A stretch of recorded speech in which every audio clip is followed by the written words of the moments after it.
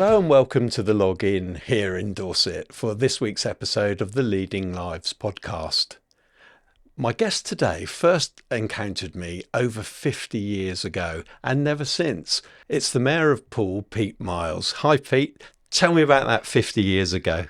Well, we were neighbours, Chris. Actually, my parents are still in the house that I was born in Oakdale. That's quite incredible. We moved away, I think, when I was about 9 or 10, and apparently you keep trying to kid me that I'm actually older than you. I'm not sure I believe you, but you're a man of the sea, aren't you? Tell me about that. Yeah, well, when I left school, I just went straight in for a summer job. I had no idea what I wanted to do going forward as a career, and I was lucky enough to join the pilot boat service in the port.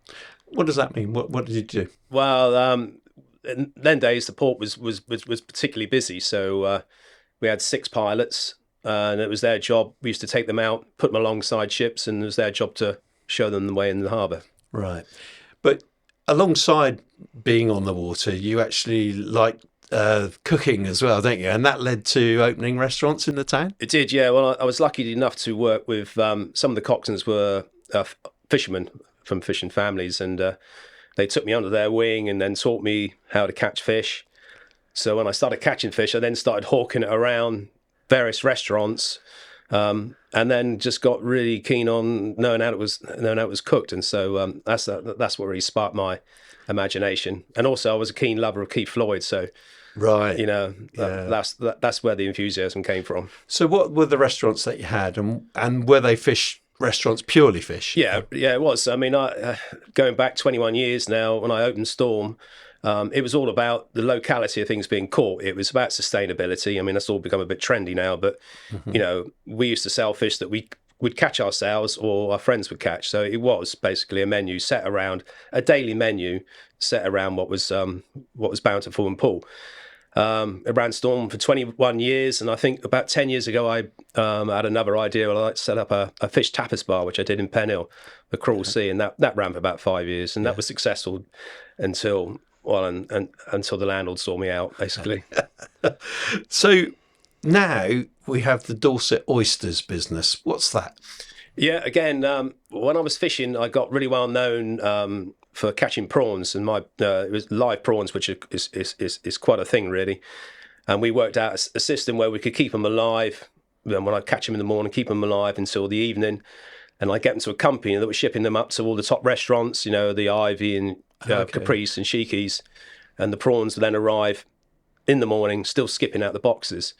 So that's where the idea of the oysters came from. When I used to keep my prawns alive on a floating pontoon next to the oyster barge in Poole, and I got talking to Gary Wordsworth there, who was the aquaculturist.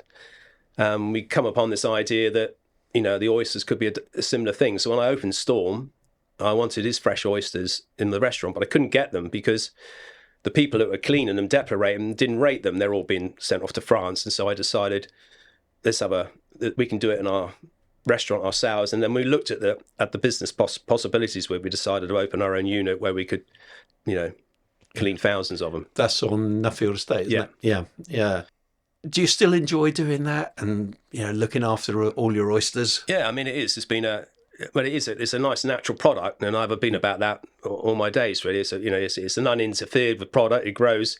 All it eats is, plankton and naturally occurring things, apart from when the local water company want to go and pollute it with their outlets. But yeah, we go to all the really good restaurants. Stein's are our main user. Mark Hicks, right. He's a fan of ours, and I just recently got him on board Cunard liners, and so I was one of the first oyster producers to get him on board. Fabulous. Talking of fabulous restaurants, though, as well, I believe that you supply one of my previous guests on the podcast. That's Rob Eaton at Rob's Filling Station. Yeah. What do you think about his initiative down there? Well, it's huge. You wouldn't think, someone working out of a tent could have so many good ideas and have an awful lot, going on from the future. Really, I think what he's doing there is huge. Yeah. Whether he can pull it off is another matter. But Rob's the sort of bloke I think that probably could pull it off. Yeah, and the food there as well. It's completely surprises you as well, doesn't it? It is, yeah. I mean, I haven't been lucky to go down over for a supper, but in the morning for breakfast, if anyone's passing, it's just. Have you tried Sunday lunch? I haven't tried that. No, I haven't got there yet. Yeah, do it. It's good, fabulous. Yeah. Yeah, but again, he's a really honest fella, serving up really good food, you know. Now, away from your business interests, obviously you've been a councillor for a number of years now, and now you're the mayor. What on earth made you want to become mayor? It's more luck and judgment, I think. Before we become a mayor, you've got to become a sheriff, because Poole has a sheriff. Yeah. And I think when I got re-elected the last time, we normally go for a process of divvying up committees. And I wanted to stick with the Transport Appeals Committee because it's a non-political committee, which I prefer. And then I jokingly said, I'll be the mayor, you know, just thinking, I'll just be the mayor, you see. So and I had to phone up and declare my interest. And when I phoned up to declare my interest, she said, "Oh, great, no one else has." So you fell into it. I fell into it, yeah. Yeah. You said that you were the sheriff before that. Let's just touch on that before we go on to your mayoral duties. The sheriff's got a long history with Poole, and it's got some unique things about it. Tell me about that. Yeah, well, the sheriff, again, it's only ceremonial now, but it dates back to Queen Elizabeth when she deemed Poole to be a very important port, which it was. And basically, they created this role as sheriff to really police it and, well, pull in more taxes, basically. And then the sheriff's role really was to protect the mayor. An interesting role now. The sheriff can't go out unless the mayor's with him these days. Yeah, doesn't he have to carry something? He has a wand. Yeah. And what's the purpose of that? I mean, to beat people, really. I think in the past it would have been. Now it's more of a ceremonial. Look at me. But yeah, I think years ago he would have carried around a mace. Yeah, he was there to protect the mayor, wasn't he? Yeah.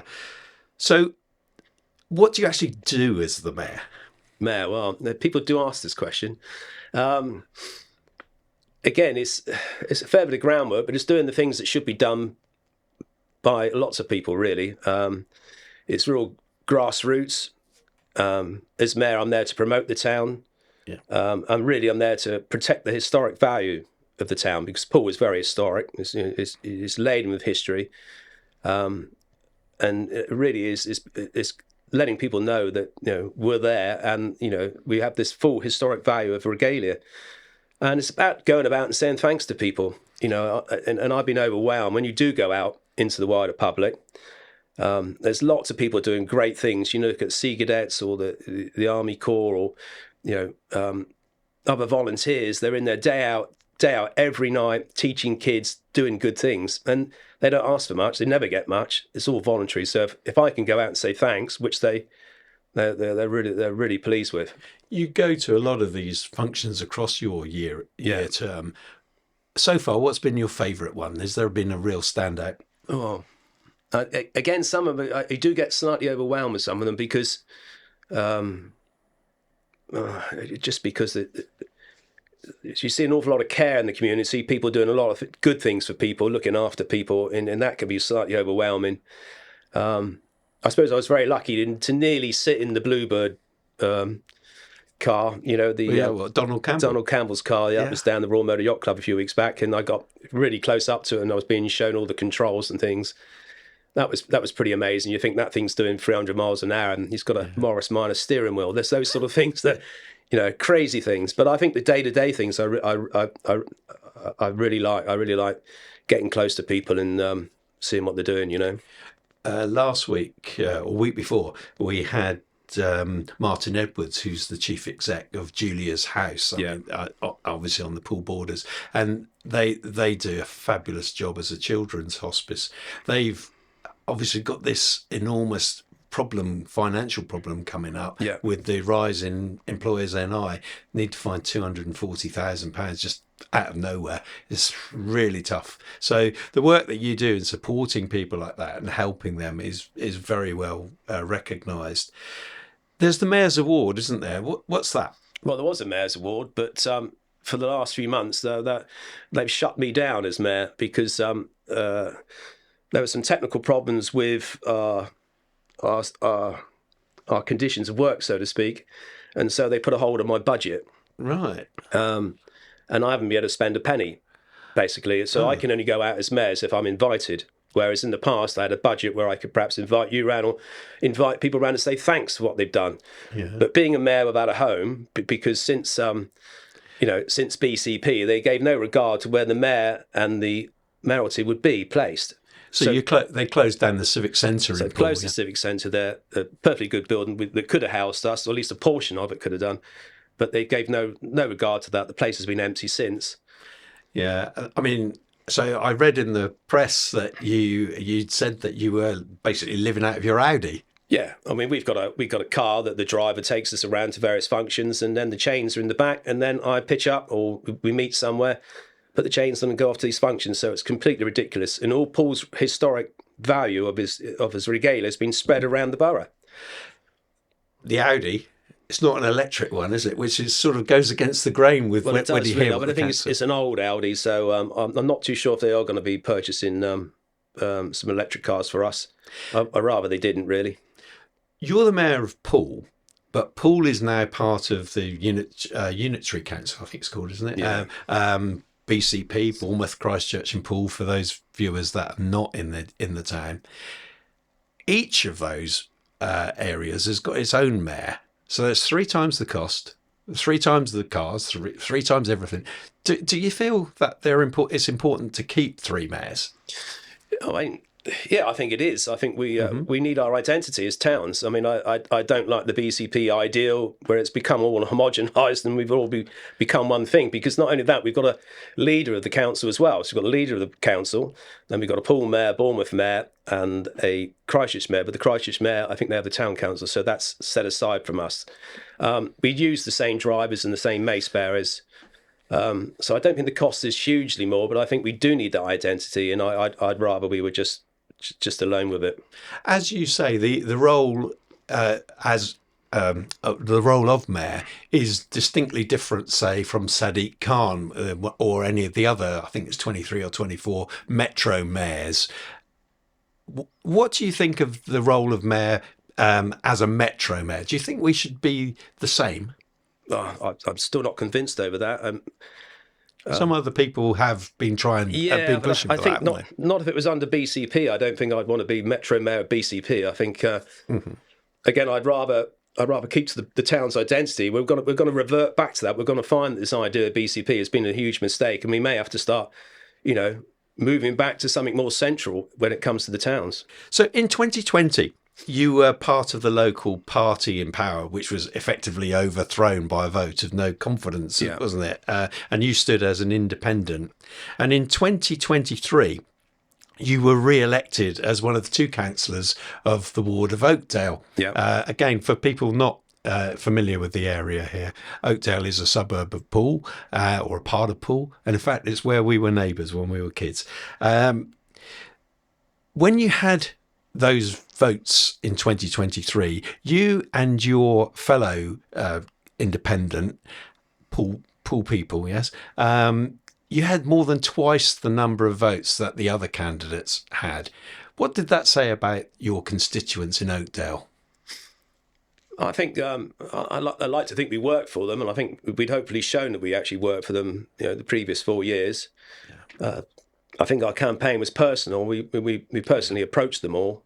So how do you get your views across to them? Because it must be difficult. It is difficult. I think you've got to be slightly careful when it comes to social media, because I think my other councillor friend, she won't come on it because she was really horribly treated with it, and there were some really disgusting things said to her and about her.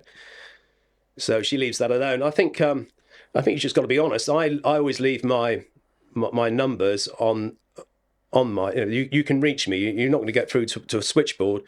My personal number's there for residents, and I found through COVID that I was there when others weren't. So I'm quite happy to pick the phone up and speak to anybody at any time of the day, and I make that known. I mean, there's no problem with that, and people should use that service more.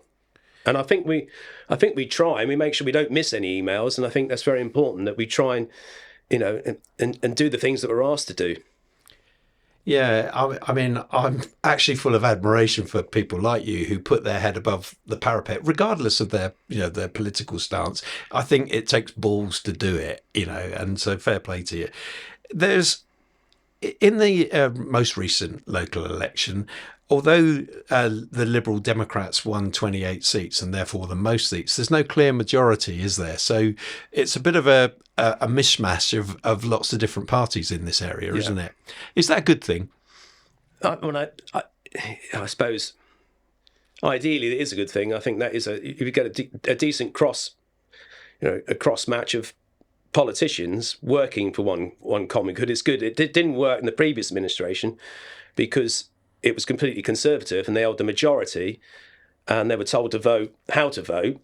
So along political lines. Political lines. So that's not really looking after the people's interest. That's looking after a party interest. Whereas this is slightly better. This administration is slightly better because it's holding views from various parties in there, not necessarily the Conservatives, because they're outside of that now.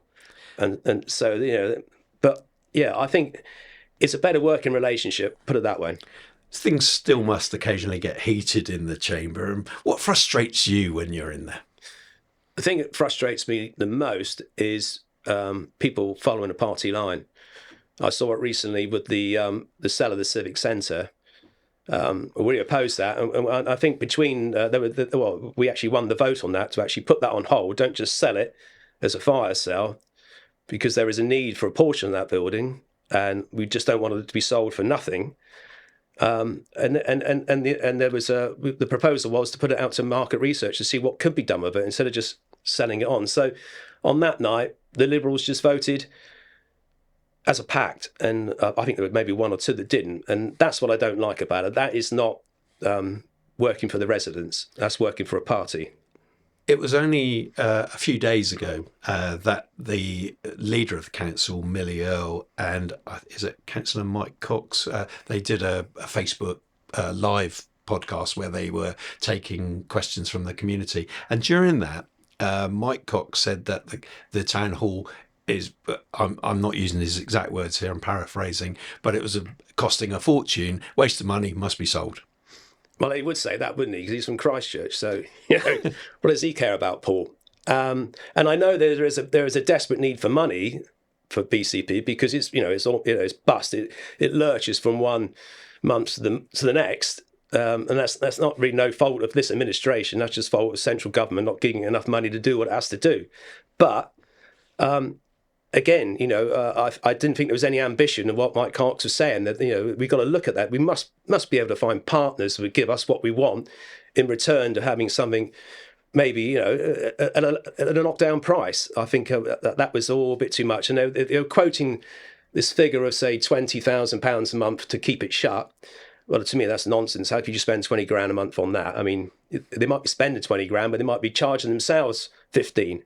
Right. So I think the figure is an awful lot less than that. I think, to keep that open, there's got to be insurance, security. Oh, what is that? 6 grand a month? So it's smoke and mirrors. Meanwhile, people still work from home when there's office space available for them. What do you think about that? Well, again, we obviously spent thousands or millions on refurbing the Bournemouth Town office. And again, it's an empty building. So, where was the need there, really, if everybody's working from home? On a positive note, what gives you the biggest buzz going into these council meetings, and what do you get out of it? Well, I always find it quite nerve-wracking, actually, especially if I've got to say something.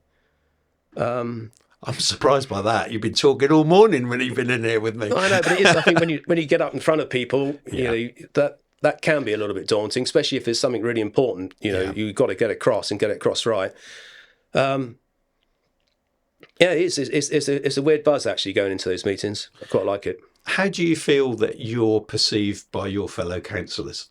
God, you'd have to ask them, Chris. How would you like to be perceived? I think I'm approachable. I think that'd be the best. I'm approachable, and I listen. I imagine. I do hold strong views, of course, but I think that's that's all part of who I am, really. What's your current biggest campaign? What are you really getting behind at the moment? Well, I think the Civic Centre, I think that seems pretty important because I'm the mayor, a homeless mayor. And I as I've been going about my business this last 6 months, you can see there is a huge amount of civic pride in the town. Poole people like the town. They like Poole. There is a reasonable community, and I think that's really important. We need to keep that independence and keep that locality. In the past, I got involved basically because of what was happening with our A&E department and with our maternity hospital. We had the best operating units there. They were the best in the country by far. And yet I go along to high level meetings, and after the meeting, when they're saying this is going to be a great idea, yada yada, and then it all came down to money and government money. We lost those because of cuts. What do you think will be the outcome of Poole losing its A&E department? You always hope that something's going to be, common sense is going to be prevailed, because it's not just the A&E department, it's the people who work within them. They're teams. These guys, when you see how well they work together and you start splitting things up, I don't know, that's a good idea. And I think morale must go down.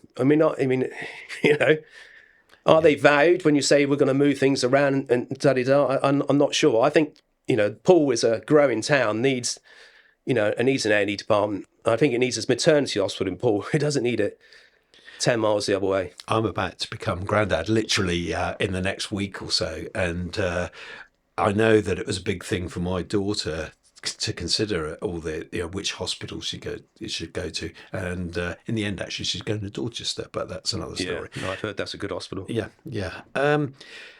You mentioned just now that the council lurches from one crisis to another. I'm just going to go back and quote something that I read. Graham Farrant, the chief executive of the council, in the 22-23 financial year, earned over 193,000. Do you think that the leader of a council should get paid so much money, and it's gone up year on year as well, when the council has been, I would say, failing its residents so badly? Well, is anybody worth £190,000 a month a year? I don't necessarily see that. I mean, as a councillor, I'm paid 12 grand a year. I think that's ample for what we do. We obviously do. Quite a few councillors do more outside of that time. His words: "It is imperative that our council is able to attract and retain high quality talent to ensure we are able to achieve our ambitious agenda for Bournemouth, Christchurch and Poole, and be the best we can for our communities." Do you think that statement's true? An ideal word, you think so, but is it? I don't think we've done particularly well in the 6 years or 7 years we've been going as BCP. Really, have we saved council, our residents' money? Is the whole thing gone as smoothly as it should? Have we saved the money? I mean, transformation's still happening and it's still costing millions. So I think you've got to take a little bit of responsibility for that. If that was a football manager, then he'd probably still be winning his job. Yeah. Future Places being an example of something that, as a resident of the town, I genuinely cannot see what it's done to benefit us. Yet it's cost an awful lot of money, and there seems to have been no accountability as far as I'm concerned. No, again, that was a complete waste of time. Again, that was down to the previous administration run by the Conservatives and the leader then. I think they just fueled each other. I think it was. I think they were playing with public money. It wasn't their own money to play with, so they could scheme and they could squander it how they liked, really. And they should have been pulled up a long time before this.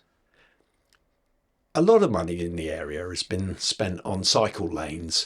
Now, I appreciate that comes from, if you like, a different pot of government money, central government money. But how, or what do you think of the implementation of the cycle lanes that we've had? Whether we should have them or not is another issue, but the way that they've been done. Again, I'm not a great fan, to be fair, but I'm not too sure if I know recently, if you've been in the town, the roadworks, there's been no liaison with certain roadworks that were happening. We've got cycle lanes, major roadworks, The town's come to grinding halt. I mean, the town doesn't operate very, very well with cars anyway, especially on the school run. Yeah. So I think it could have been done a lot better. How it could have been done better, I don't really know. But it is a hot point. And at the moment, you can understand that they want to link up all these cycle lanes eventually. But in the meantime, how do you go about that process? Yeah, and I also look around. I mean, the Wallace Down Road cycle lane to me doesn't make sense. It's double cycle lane on each side of the road. Why do we need 4 lanes when nobody's actually using it? No, I mean, it is a total nonsense. I mean, again, a complete waste of money. One cycle lane on one side, on the southern side of it would have been perfectly safer because, you're not running up against the cars and the car showrooms on the other side. So that doesn't make any sense to me at all. And I don't know what volumes of people are going to be cycling there. I mean, I think they want to link up the universities, but there just won't be the volumes of people using it. Do you think it's part of the council's anti-car agenda? I don't know. I think that seems like a general issue throughout, doesn't it? Yeah. When there is an anti-car, anti-pollution agenda, but I'm not convinced. Again, I can only speak as a member of the public, and I'm putting the views. I'm completely apolitical, actually, so I'm just putting the views that people express to me when I'm in the pub or whatever. And I just find that people stand there scratching their heads, not understanding what's going on. The council. I heard the other day that the council is allegedly going to go bust at the end of January. I don't know how true that is, but can you shed any light on that? I'm not really privy to that, really. What I'm saying is that it probably is lurching from month to month, I should think. I mean, the special needs for kids is that the budget of that is not being met. We can't meet that budget. I mean, I don't think there's any local council that can. That's got to be met outside, but it's not. I go back to the sale of the civic centre. That again, that's another fire sale. They need that few million just to keep going. I mean, we just can't keep. No local government can carry on operating this way. So you're selling off the crown jewels there as well, aren't you? And I think if you go back to the Thatcher government of the 80s, I mean, there was a lot of privatisation of energy companies, and now I think we're looking at that thinking, well, we don't actually own anything. We don't own as a country any of our utilities. And so eventually, you sell off all the assets and you're left with nothing. I mean, utilities for profit is a complete nonsense. And, you can't make that up, can you really? No, not really. I mean, I hear they're stopping, paying out these rewards to water company bosses. How can they get a bonus when they're so crap? It doesn't make any sense, does it, Yeah. What do you think is going to happen to council tax next year? Mike Cox actually said in that same podcast that it was going to go up by 4.99%. Now, I did note that he didn't say at least 4.99%. Currently, that's the maximum. But if the Labour government relaxes that maximum, and there's been a lot of talk about that in the press, do you think they'll increase it by more? I think there'd be uproar, won't there, from the residents? I think the residents now, as you know, they're paying enough. Now, I don't know how we're going to pay any more. No, we can't. They're being squeezed everywhere. We're not necessarily getting the services that we want. Yeah. When I get that from residents, they're saying they can't. They can't get hold of any. But can I tell you a story that happened to me a few weeks ago? Carry on. I was phoned by residents in Dale Road, some lovely old people in old people's flats and things, and they phoned me again because of my number's there. And they said, "Can you help us, Pete? There's been dogs barking outside of an upstairs window at this house for the last 3 or 4 days, and no one's coming out to help us." I said, "What do you mean?" She said, "There's dogs. The windows are open. The dogs are hanging out the window barking. Can you come and help us?" I said, "Of course, I'll come down and have a look, So I gets there. They've been on the phone all day to all the various people, the police, BCP, RSPCA, whatever. No one wants to come out. So I goes across. There's a single lady lives in this house. And there's Alsatian dogs outside the window barking.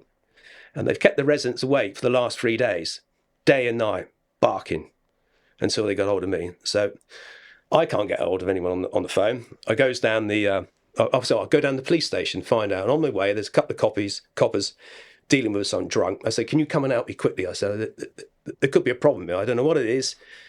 No one knows where the lady is. These residents, can't get sleep." "Well, sorry, mate," he said, "that's not down to us."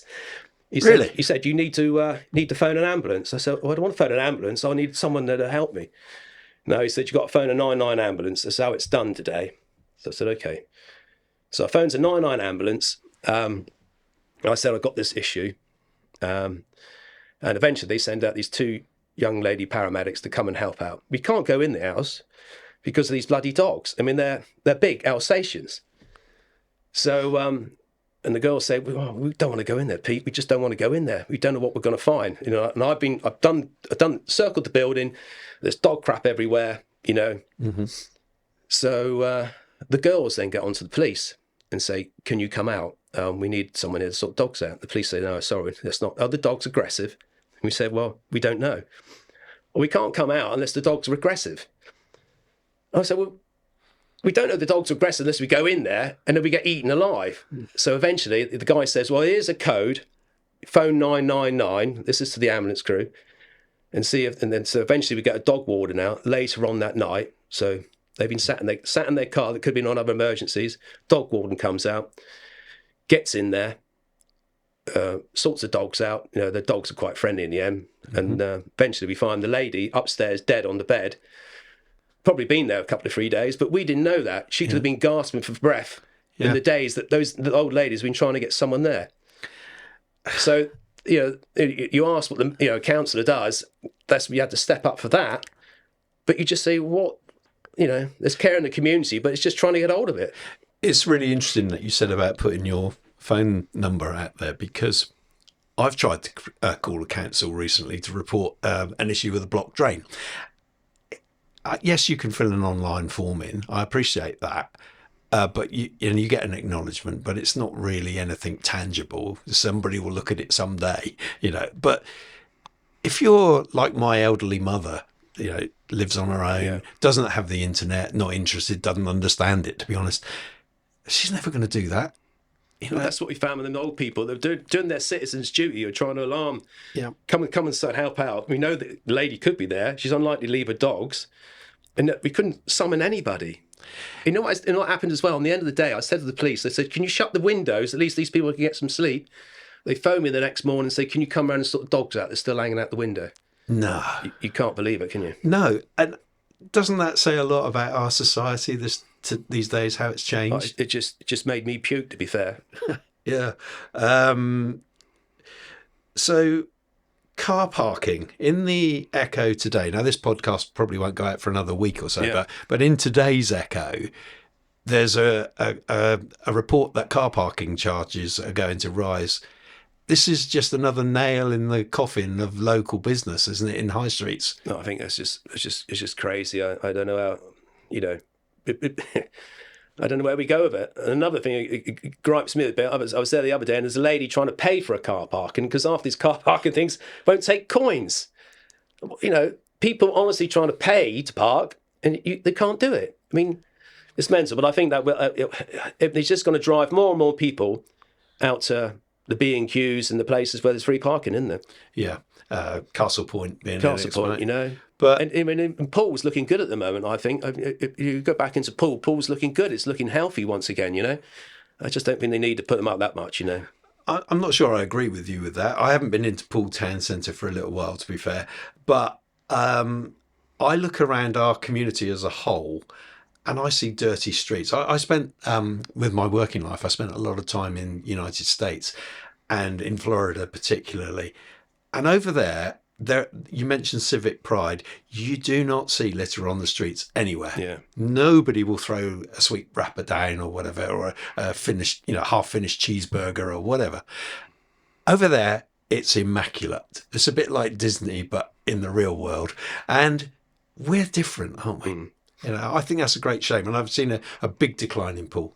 Yeah, I actually think it's showing. I say it's saying signs of real improvement. I mean, I'm going back. I've run a business there for 20 odd years. And I've really struggled. Over some of the things I've had to put up with in trying to run a business. You say about car parking, and I'm trying to run a business and park my car for 10 minutes while I go and offload, those sort of things. It's been really awkward for me. But I feel a sense of improvement in there.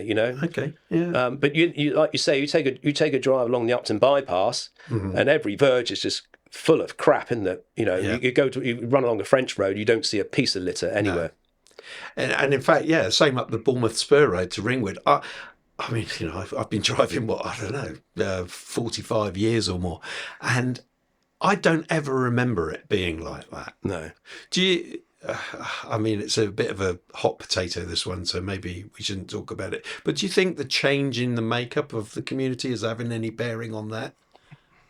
As in what you say, Chris? Well, we have had a lot of people move into the area, not just from overseas, but from other parts of the UK over the past few years. And I just wonder if there's different cultural, less civic pride, less ties to the town, maybe, and people just not bothered. I don't know. I don't really necessarily see that. I don't know. Okay. Yeah.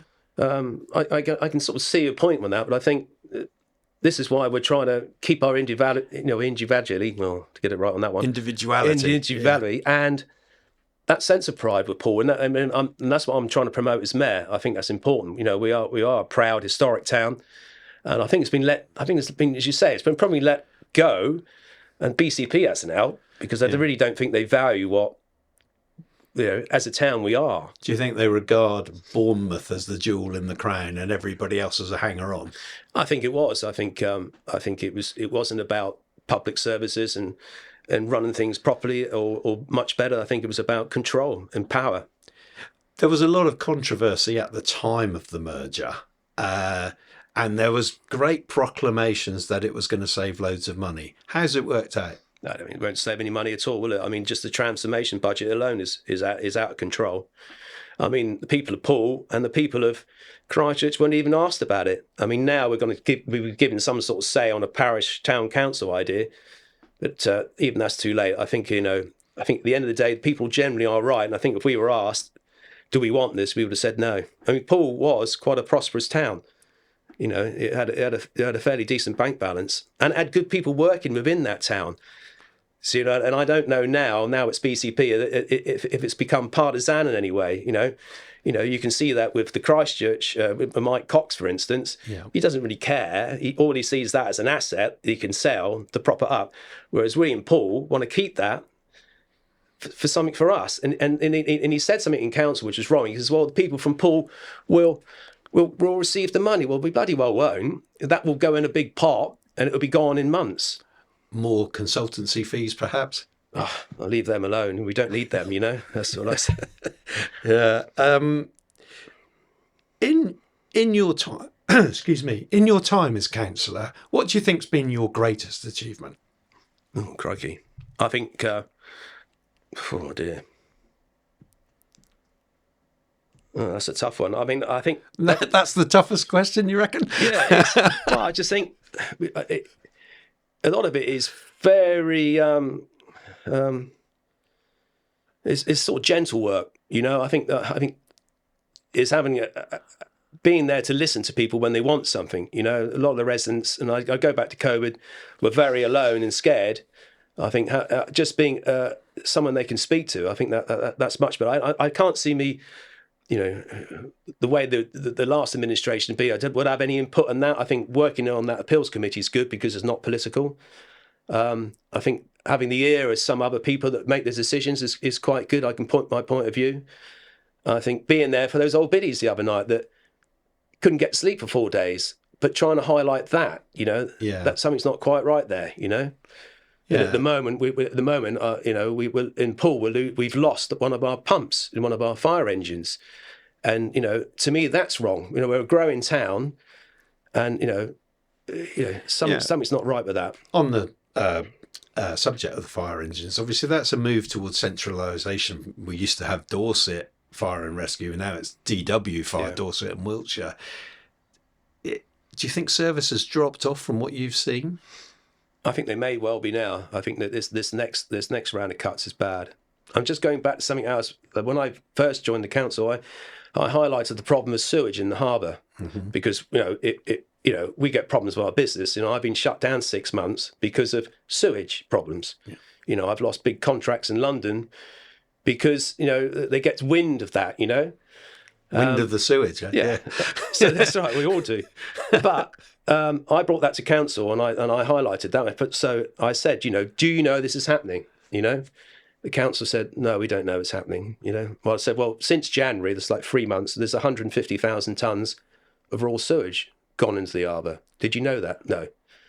So they go back to Wessex Water, and Wessex Water say, no, it's nothing to do with us. And this is what they said. They said it was winter harbouring yachts and leaky septic tanks. Well, I'm sorry, but, no leaky septic tank is going to leak that much into the harbour. So they now accept, a few years on, they now accept that they are the problem. And that I think they are going to try and help things, but it's going to take many years before it's ever resolved. So that's just not acceptable to the local community or any community, No, it's not, is it? Visitors as well. It's a tourist area. And we've got the huge plan. We need to build more houses, but we can't cope with what we've already got. This is the trouble. So, it's just underinvestment over the years, and it's so easy just to pump it out because it becomes someone else's problem, but it becomes our problem, and people want to go for a swim. Yeah. And you can't have someone from Wessex Water saying, well, go for a swim, but keep your mouth shut. It's wrong. Totally wrong. Another really contentious issue crops up every year. I think you probably know where I'm heading with this one. Travellers. And there's no, whatever they call it, layover facility for them. Local people are fed up with what happens in Poole Park and other fields. What can the council do to stop this? And if they can do things, why aren't they doing them?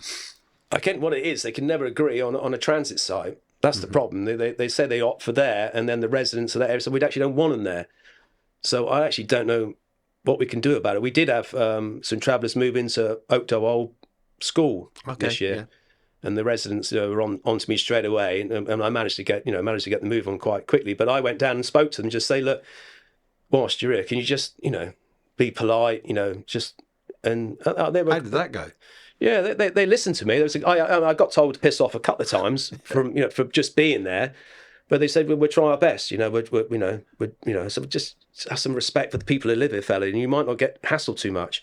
Yeah. But again, they did leave a load of trash on the way out, and of course, a bad name follows suit, doesn't it? Yeah. They obviously do need some sort of traveller site, but the residents need to agree that. I don't know, and that's a tough one.